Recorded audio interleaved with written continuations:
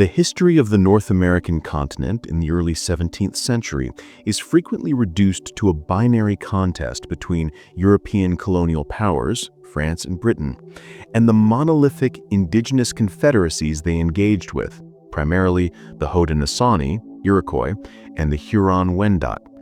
Yet, in the interstitial spaces of these great powers, smaller nations thrived, negotiated, and ultimately perished in the Shatter Zone created by the collision of the fur trade, microbial pathogens, and indigenous warfare.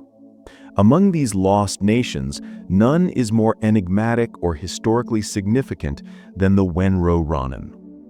Situated in the volatile frontier of western New York, the Wenrohronon were a distinct Iroquoian polity whose identity was intrinsically linked to the geological singularity of their territory, the petroleum springs of the Allegheny Plateau. Their name, translated as the people of the place of floating scum, refers not to a pejorative status, but to their custodial role over the oil springs, a resource of immense medicinal and ritual value in the pre-contact world. This report provides a comprehensive reconstruction of the Wenrohronon cultural, political, and archaeological existence. By triangulating the sparse but vivid accounts in the Jesuit relations with the archaeological data from sites such as the Shelby Earthworks and the Buffum Street Village, we can resurrect the narrative of a people who served as the geopolitical fulcrum of the lower Great Lakes until their dramatic unraveling in 1638.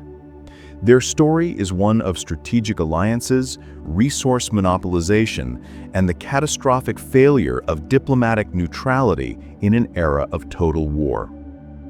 The analysis moves beyond a mere recitation of dates to explore the second-order implications of their demise, how the vacuum left by the Wenro accelerated the destruction of the neutral and Erie confederacies, how their refugee integration into the Huron-Wendat exerted pressure on the social cohesion of their hosts, and how their eventual assimilation into the Seneca and Wyandot nations reshaped the genetic and cultural landscape of modern indigenous communities. To understand the Wenrohronon is to grapple with their name, a descriptor that has often been mistranslated or misunderstood by subsequent generations. The ethnonym Wenrohronon, with variants including Ahoenrohronons, Owenrohronons, and Owenrohronon, appears in the French missionary records of the 1630s. The word is a compound of the Iroquoian root Wenro or Awenara, referring to scum, foam, or floating pattern, and the suffix ronon, meaning people of or nation of.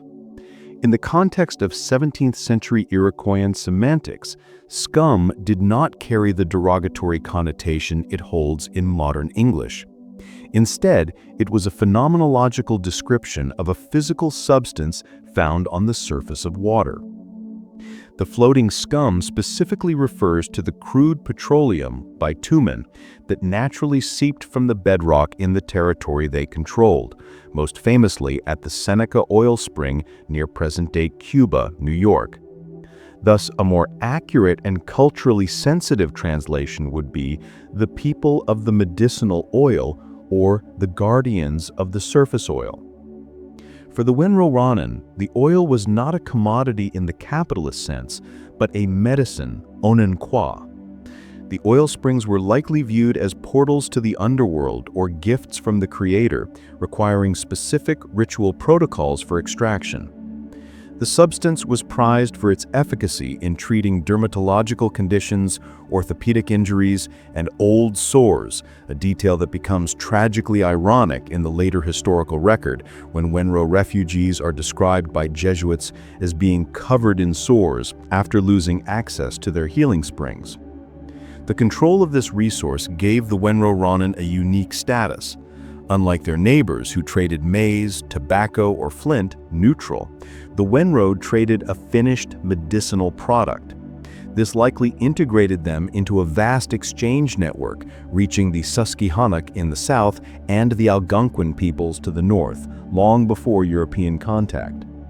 The physical stage upon which the Wenro drama played out is defined by the Allegheny Plateau and the Lake Ontario Plain. Reconstructing their territorial boundaries requires synthesizing historical maps with archaeological site clusters. The Wenro occupied a buffer zone located east of the Niagara River and west of the Genesee River. The Niagara River served as the demarcation line between the Wenro and the powerful neutral Huron-Wendat Confederacy. The Genesee River Valley was the heartland of the Seneca, Haudenosaunee, the westernmost nation of the Iroquois Confederacy. The rugged terrain of the Allegheny foothills bordering the territory of the Erie, Cat Nation, and the Susquehannock. This location was geostrategically precarious. They sat directly on the invasion route between the expanding Iroquois and the neutral Huron axis. As long as alliances held, they were a bridge. Once alliances fractured, they became highway for war parties. One of the most critical archaeological sites associated with the Wenro, or their immediate ancestors, is the Shelby Earthworks in Orleans County, New York. This site provides tangible evidence of the defensive anxiety that permeated Wenro society. The site architecture and defensive engineering, the Shelby site is a marvel of pre-contact military engineering. It features a double wall of earthworks, which would have supported a massive wooden palisade. The enclosure forms a near-perfect circle with a diameter of approximately 430 feet, enclosing an area of 3.7 acres. The existence of concentric defensive walls is rare and indicates a high-threat environment. It suggests that the inhabitants were preparing for sustained sieges or massive assaults, likely from the Iroquois to the east. A defensive moat encircled the outer wall, created by the excavation of soil for the embankments. This feature would have prevented attackers from rushing the palisade or setting fires at its base. Settlement patterns inside the enclosure, archaeological surveys have revealed the post-mold patterns of longhouses, densely packed and arranged to maximize space. This density suggests a nucleated population, preferring the safety of the crowd over the convenience of dispersed hamlets. The estimates for the Wenro range from 1,200 to 2,000 individuals, meaning a significant portion of the nation could have resided within or near this single fortified complex during times of war. Located in South Buffalo, the Buffum Street site represents another node of Wenro habitation. It sits on a defensible hilltop overlooking the Buffalo Creek floodplain. Stratigraphy of conquest. This site is particularly poignant because it contains a prehistoric Wenro component that is historically overlaid by a later Seneca village, dating to post-1779. This archaeological stratigraphy literalizes the historical narrative. The Seneca eventually consumed the Wenro land, building their own homes directly atop the ancestors of the people they displaced. Ceramic evidence. Excavations here have yielded pottery distinct from the standard Seneca types, showing affinities with neutral and Huron styles, specifically the Genoa frilled type, which serves as a diagnostic marker for the Wenro presence. While the fur trade dominates the history of the 17th century, the Wenrohronon economy was based on a triad of agriculture, hunting, and the unique industry of petroleum extraction. The ethnohistoric record provides a detailed, almost industrial description of how the Wenro harvested oil. This was not a mystical summoning, but a technological application of surface tension and absorption properties. The Wenro located pools where the black bituminous scum floated on the water surface. They submerged porous materials into the water. In the post-contact period, woolen blankets obtained from Dutch or English trade were highly prized for this purpose due to their absorbency. Prior to anglicized textiles, they likely used mats of woven hemp, processed furs, or bundles of feathers.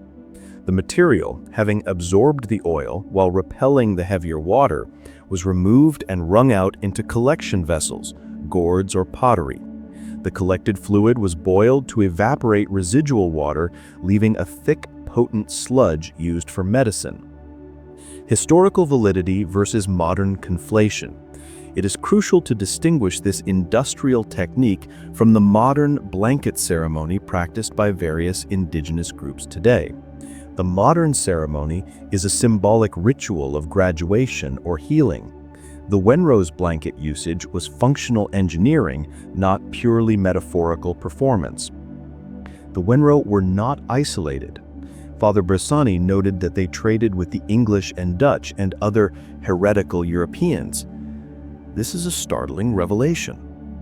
Since the Wenro did not have direct access to the Atlantic coast, this trade likely flowed through intermediaries, specifically the Susquehannock, Andaste, to the south, who had access to the Chesapeake Bay and Dutch trading posts on the Delaware River.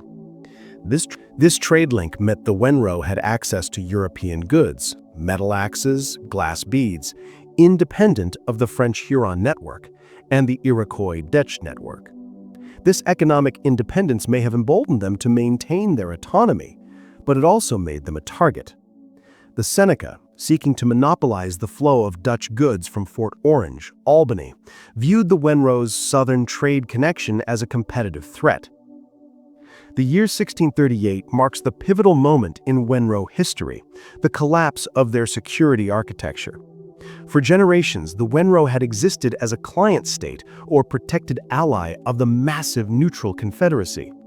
The Neutral Confederacy, Atiwandaran, was a demographic giant, with a population estimated at 40,000 before the epidemics. Their neutrality was an armed deterrence. They possessed legions of warriors that kept both the Huron and Iroquois at bay. By allying with the neutrals, the Wenro secured their western flank and deterred the Seneca from the east. The Seneca dared not attack the Wenro for fear of drawing the neutral armies into the war. In 1638, the Neutral Council made a cold strategic calculation. They withdrew their protection from the Wenro. Why? The research suggests a convergence of three stressors. By 1638, the beaver populations in Iroquois, upstate New York, were collapsing due to overhunting. The Seneca needed new hunting grounds.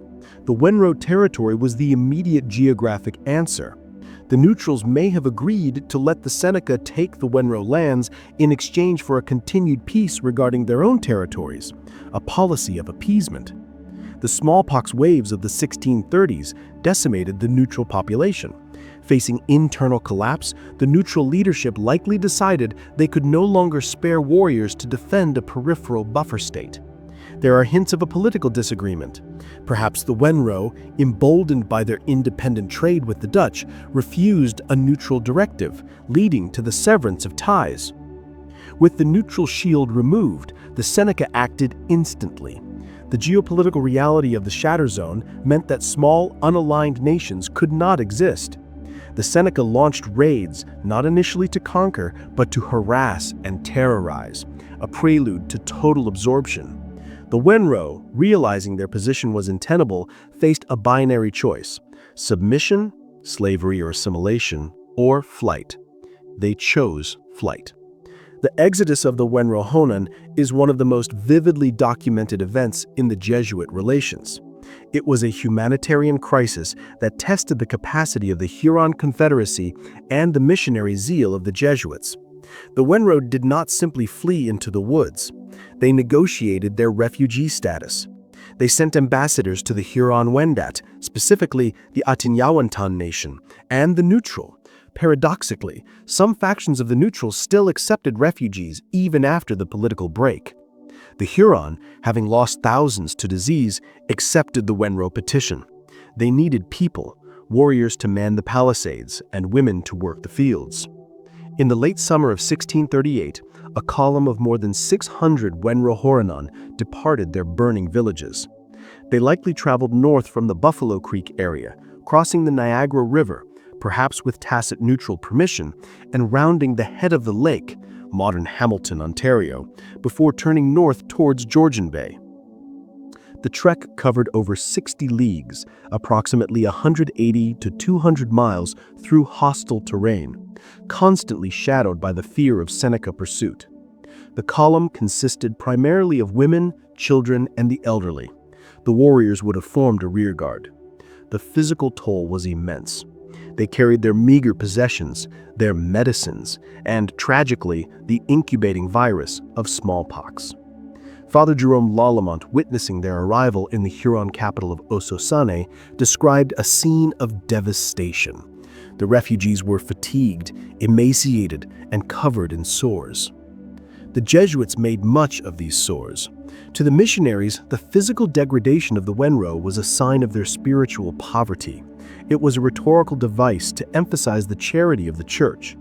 However, medically, these sores were likely the result of malnutrition, travel trauma, and the early stages of smallpox. The Huron displayed immense hospitality. They distributed the refugees among their longhouses, giving them the best places and sharing their food stores, despite the looming famine in Huronia itself.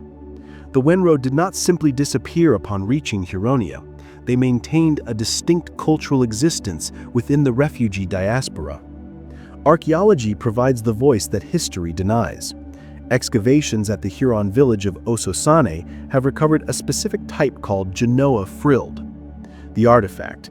This pottery features a distinctive castellated rim with frilled or notched decorations, a style foreign to traditional Huron pottery but common in the Trans-Niagara region, Wenro, Seneca territory.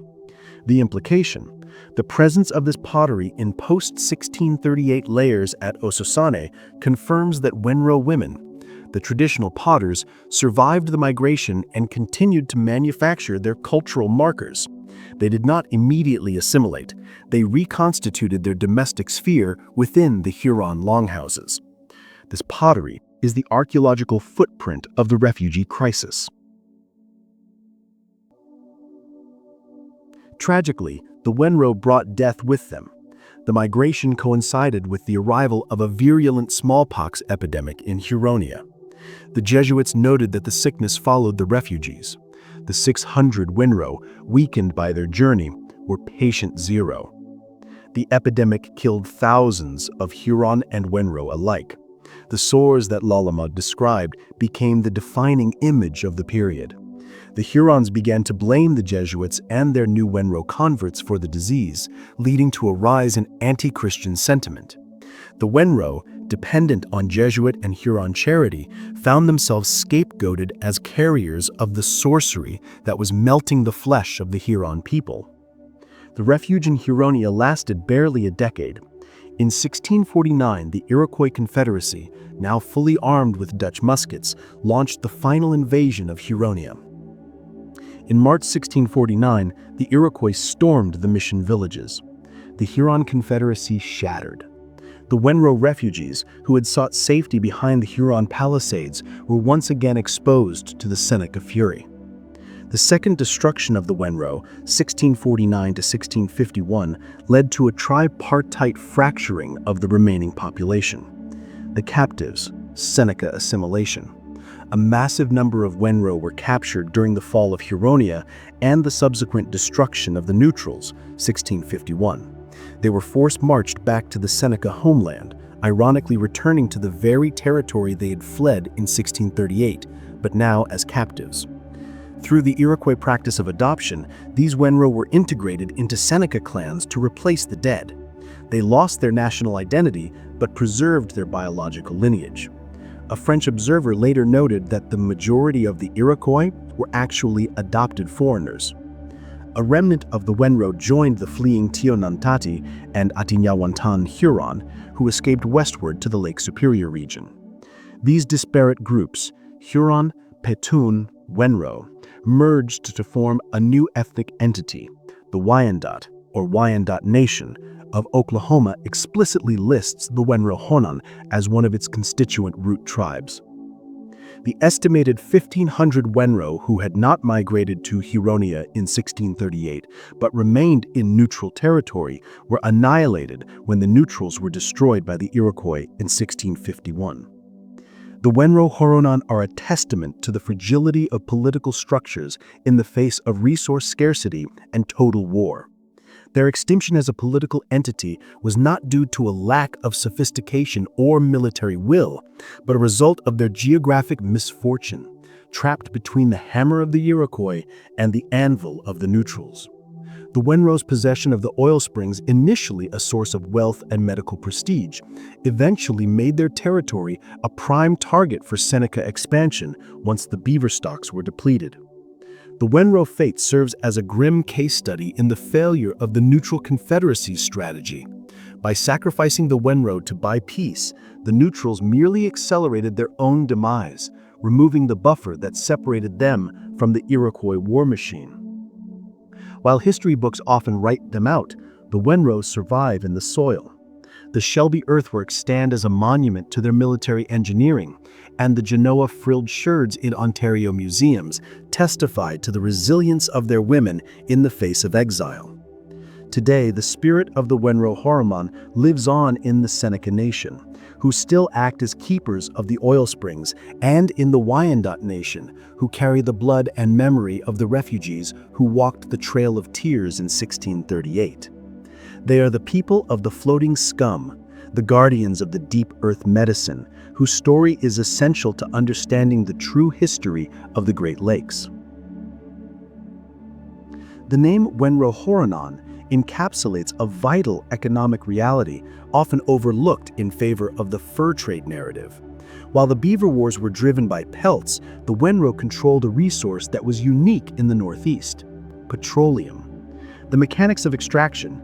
The snippets describe the blanket skimming method used well into the 19th century by the Seneca, which they learned from the Wenro. This involved creating a dam or finding a natural pool, letting the oil accumulate on the surface, and using a fibrous material to lift the oil.